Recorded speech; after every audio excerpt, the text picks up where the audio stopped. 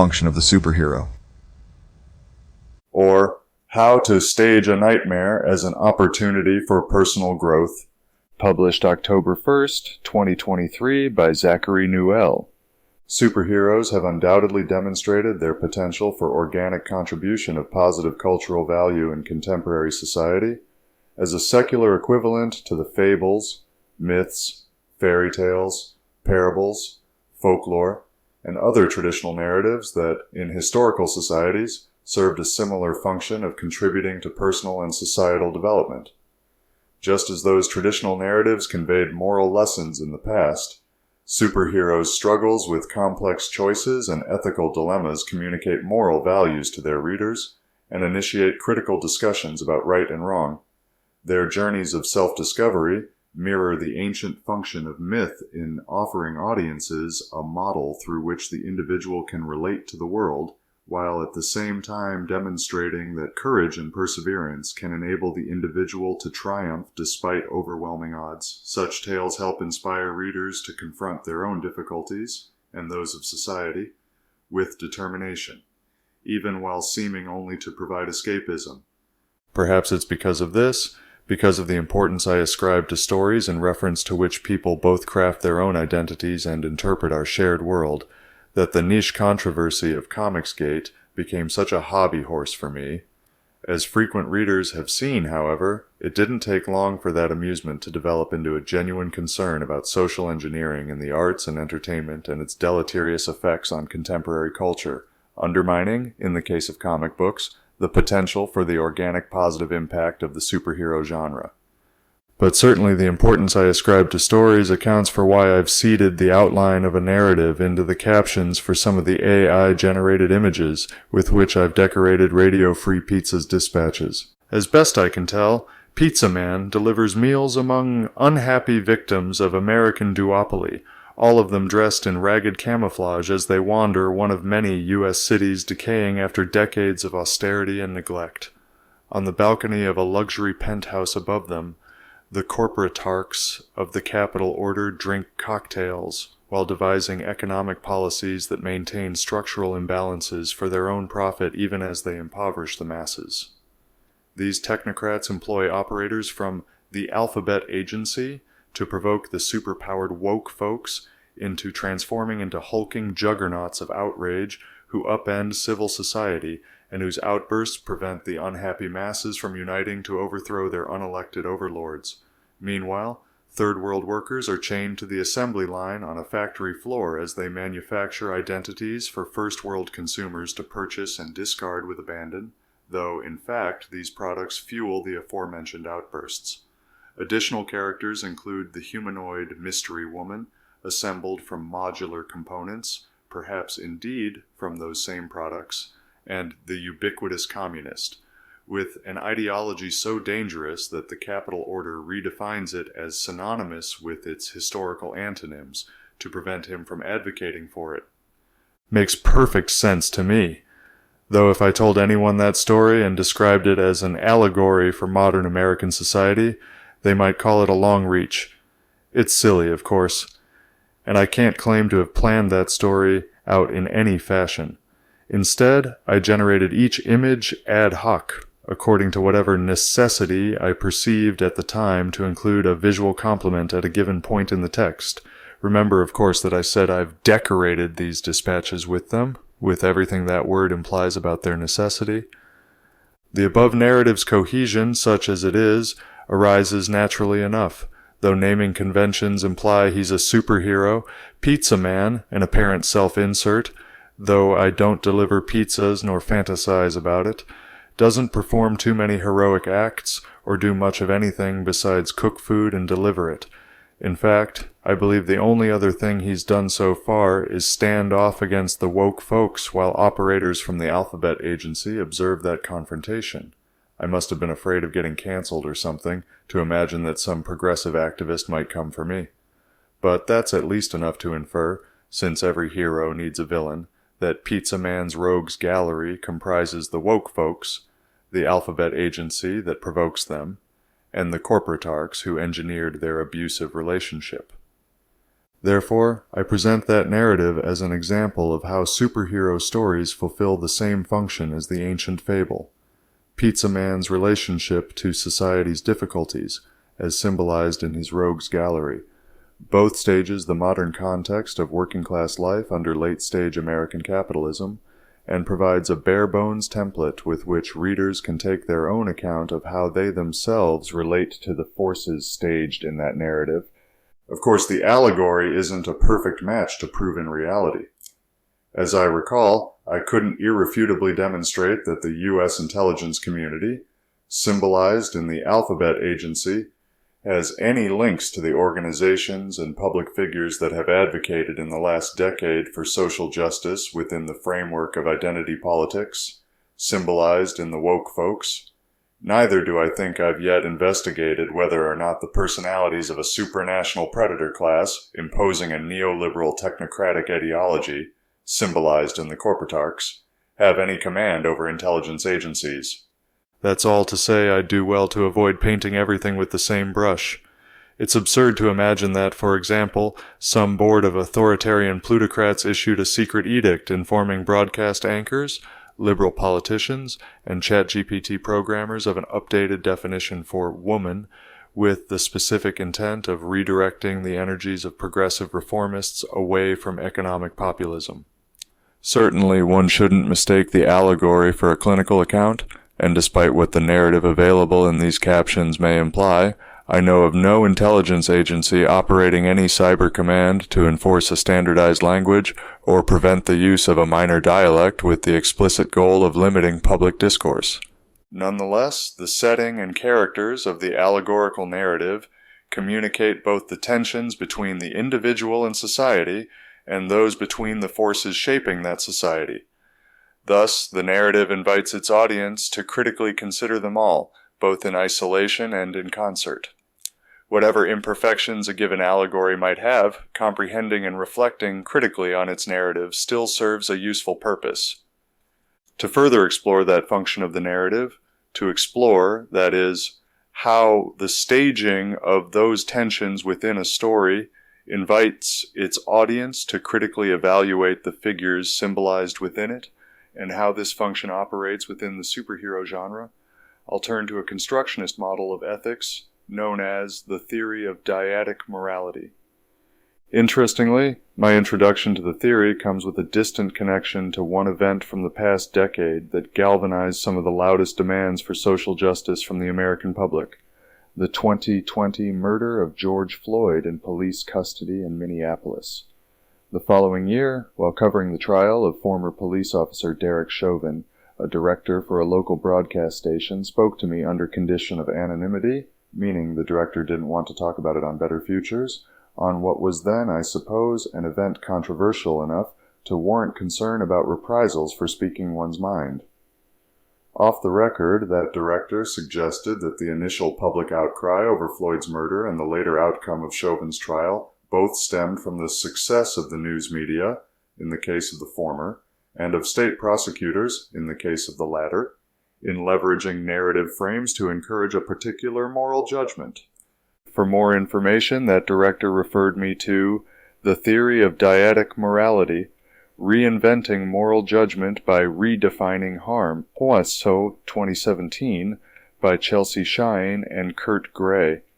In their analysis, the proper understanding of harm as, quote, an intuitively perceived continuum, end quote, implies that, quote, acts are condemned in proportion to three elements: norm violations, negative effect, and, importantly, perceived harm. This harm is dyadic, involving an intentional agent causing damage to a vulnerable patient, end quote. In brief, their research finds that moral judgment arises from the intuitive perception of harm that one person imposes on another as the result of an act that both violates a norm and provokes a negative emotional response in the observer. Given how the first years of this decade involved the coordinated efforts of the so-called liberal democracies to coerce their populations into consenting en masse to experimental medical treatments, I think it's worth noting their use of the word patient for the party who suffered harm at the hands of agents who intended to violate norms, in that case, of informed consent. The intensity of that negative emotional response will vary according to how important the observer perceives the norm that's being violated. This will, in turn, shift the severity of the perceived harm and, therefore, of the observer's condemnation. From my own notes dating to the director's recommendation, I believe that director intended to suggest that the perceived harm of an act in the eyes of the public may shift from the intentional agent violating a norm while causing harm to the vulnerable patient, according to the perceived potential for harm resulting from a patient's own norm violations, in the past, depending of course on the severity of that potential harm, and on the perceived importance of the norms that vulnerable party has violated. In the context of Derek Chauvin's trial, the guilty verdict reflected, in part, the failure of his defense and other supporters in persuading the court and the public that the norms which George Floyd violated were more important than those that Chauvin violated in killing him. That, of course, seems like the proper calculus. The disregard of an agent pressing his knee down against the neck of a suspected counterfeiter until the vulnerable suspect bled from his mouth seems reckless enough to rise to apparent intent. I write as an observer, and that's the point. The conclusion I reach, and how I arrive at it, offers an object lesson in the theory of dyadic morality, matching the other example available in the trial's outcome. Assuming, of course, that the legal conventions through which the court reached its verdict sufficiently model the intuitive moral judgment of the dyadic theory, otherwise it's a lucky coincidence. Seeing the benefit of considering dyadic morality in the public perception of criminal trials, I believe we may find it similarly fruitful to view parables, folklore, and myth through the same lens. In the interest of testing that suspicion, let's take another look at the Pizza Man saga.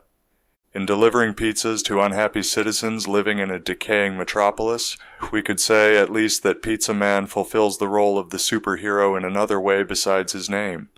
To invert the dyadic model described above, our hero acts as an intentional agent to supply some benefit to a vulnerable population and fulfills a desirable social norm in doing so.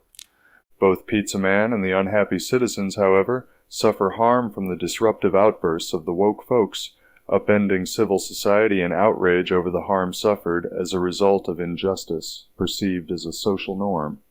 But the woke folks are themselves vulnerable patients subject to the intentional influence of the alphabet agency, which itself violates other norms in provoking the woke folks' outbursts, and which also harms the city as a whole with their service to the corporatarchs, who bear the responsibility for the harm resulting the city's decay as the intentional agents who engineered that decline in order to profit from it.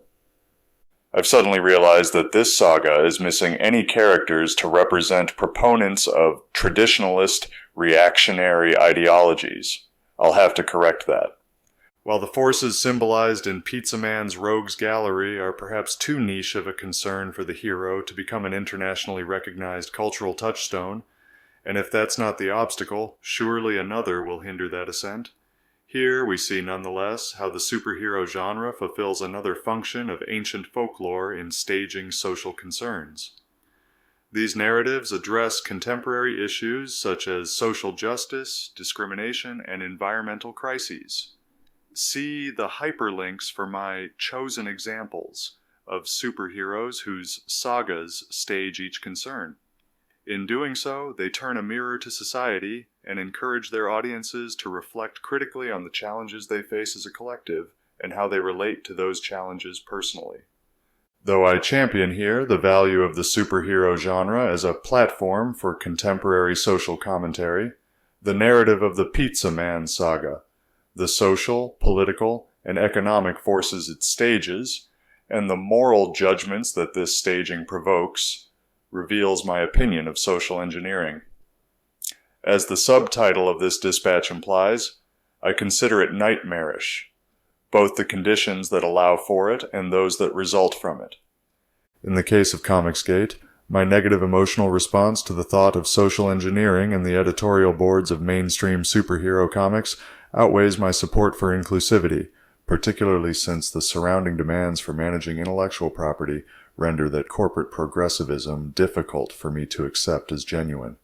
but my negative reaction there stands meek in the shadow of my disgust at another example of social engineering in the history of superhero comics, the genre's use as an instrument of state propaganda in World War II and in the present day. For a deeper analysis of superhero comics within that historical context, I suggest turning to Nat Jance's Collective Action Comics.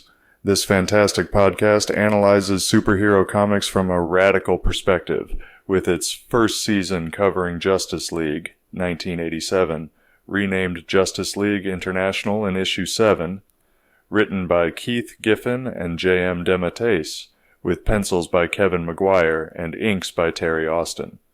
The podcast's Vol 1 Issue 2 provides an excellent summary for why, even if you don't like superheroes or comics, it still might be worth your time exploring the genre and medium's historic use as an instrument of social engineering and state propaganda. Quote, "What makes comic books both the reflection and the vanguard of the zeitgeist? That's actually an easy one. They take a month to make. They can respond much more nimbly to cultural currents than any other medium. Generally speaking, TV shows take a year per season, and movies operate on a 2-year schedule. How can we possibly expect them to keep up?" End quote. Jans goes on to detail how DeMatteis and Giffen's Justice League stages the geopolitical rivals of the U.S. in the 1980s as agents acting with malicious intent. The narrative's depiction of these symbolic representations, Jans argues, primes the audience of these stories to morally condemn those figures symbolized in the villains and to support a U.S. geopolitical agenda which seems to counter that of its rivals whether or not it serves the domestic population.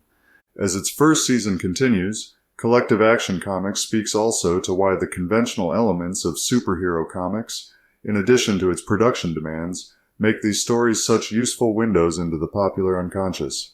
Vol 1, Issue 7 explains it nicely with reference to the explicit text of the DeMatteis and Giffen's Justice League, the historical and political context of that late 80s run, and the material and economic conditions dominating that period of U.S. history. Quote, "The reason superheroes make such good metaphors is power. What is power? Beyond superpowers, we've explored a few specific meanings of the idea over the course of this podcast so far. In Episode 1, we characterized this comic book as a product of its time. It's a reflection of the power that shaped it. Shallow and materialistic heroes fighting against a group of 60s radicals protesting at the UN for an end to poverty and oppression. Since then, the book has caricaturized revolutionary leaders and broad-stroked entire cultures as being mindless zealots. This league, as we've seen and shall see, also has a strangely comfortable relationship with corporate influence. We've even gotten a few glimpses into the somewhat backwards view of power this book has when it comes to anger, mass movements, and entrenched gatekeeping. So what do all these things have in common? It's not simply a cultural hegemony or soft power, but it's also a material power. It's wealth and resources, and the means to defend that. The people with material power establish systems that further entrench it, and they summon enforcers in large enough numbers with sophisticated enough weaponry to protect it. This is a podcast about power and weakness, accumulation and distribution, good and evil. This is a podcast about heroes, but more importantly, it's about villains. End quote. And clearly, Jans implies that those with wealth and resources who engineer a political establishment to protect their positions as distant outliers on the curve of wealth distribution constitute the proper villains of any faithful allegory for the modern world. In the theory of dyadic morality, these are the intentional agents causing harm to a vulnerable population through policies devised and implemented to encourage mass scarcity in defense of their private abundance. Obviously, this inspires a negative emotional response, but cynically, I think the question of whether they violate any norm remains open. However, Jans has another prerogative besides nominating villains for the audience to condemn. At the close of that same episode, concluding the first season, we receive instead an injunction to deploy another manifestation of power that fulfills social norms while benefiting our neighbors. Quote, More than a fun shared laugh at a comic book that enjoys far more popularity than it should, this podcast has been and will continue to be a call to action. Get out there and organize around an issue in your community that you stand for. Protect the vulnerable. Protect your community. Protect each other. A better world is possible, and there has never been a better time to start your own origin stories and become the heroes we all need. Become your own Justice League." End quote. That, of course, is a call to action we can commend to any audience. As we've seen, the function of the superhero genre doesn't abide solely in whimsical escapism, but in staging the complex interplay of social, political, and economic forces in modern society in order to dramatize the ethical challenges and moral dilemmas its citizens face, and thereby communicate its values. Much like the fables, myths, and folklore of old, superhero stories serve as modern parables, inviting us to engage in critical discussions about right and wrong in the contemporary context. In these narratives, we witness the dynamics of dyadic morality, with intentional agents causing harm to vulnerable populations through the violation of social norms. The precise formula, so long as most observers feel negatively about it, for generating an intuitive moral condemnation. But we witness, too, those heroic figures who protect and benefit the vulnerable, while modeling desirable norms. A recipe for winning ethical accolades. Just as traditional narratives explored the condemnable evil and the commendable good, superhero stories tackle the same enduring topics in amplified resonance with the circumstances of our society today. Of course, it's crucial for audiences to remain discerning. Not all narratives are perfect allegories for reality. While I see the potential, sometimes fulfilled, for superhero stories to inspire positive change and social awareness, their use in mainstream entertainment as tools for state propaganda and social engineering undermine that potential. So long as the primary producers of superhero stories in mainstream culture remain the same multinational corporations that ascended within the 20th century's global capital order. They'll possess the same interests and incentives to impose a cultural austerity that limits the capacity of our popular narratives to address the challenges our society actually faces. Therefore, as we navigate the complex landscape of superhero narratives and their societal implications, we should not just heed the call to action from collective action comics to become the heroes our society truly needs, but also recognize and work to meet another challenge too, that of creating the stories which will inspire us to become them.